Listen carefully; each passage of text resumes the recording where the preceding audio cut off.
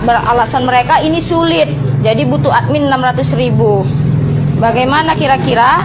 Saya minta dikeluarkan.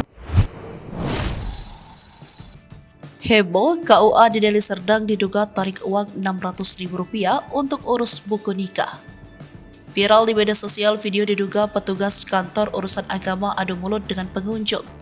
Wanita tersebut datang untuk memperbaiki buku nikah yang rusak. Namun ia dikenakan biaya tak murah untuk permintaan tersebut. Momen tersebut diunggah oleh akun Instagram @undercover.id.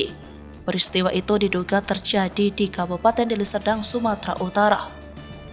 Dalam video itu perekam video memprotes seorang petugas KUA yang diduga meminta sejumlah uang untuk mengurus buku nikahnya yang rusak. Perekam video mengatakan bahwa petugas KUA itu beralasan pembuatan buku nikah yang sulit sehingga membutuhkan sejumlah uang.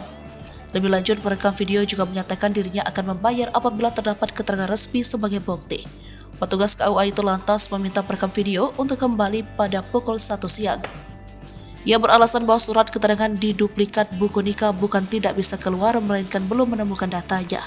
Kemenak turun tangan dalam kasus dugaan pungli yang viral itu. Menurut Direktur Bina KUA dan Keluarga Sakinah Kemenak Zainal Mustamin, pihaknya telah menginvestigasi kasus tersebut. Kemenak juga tidak akan segan memberikan sanksi jika terbukti ada pungli.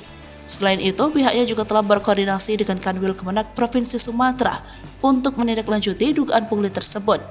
Ia pun tidak akan mentoleransi apabila dugaan pungli tersebut terbukti benar adanya.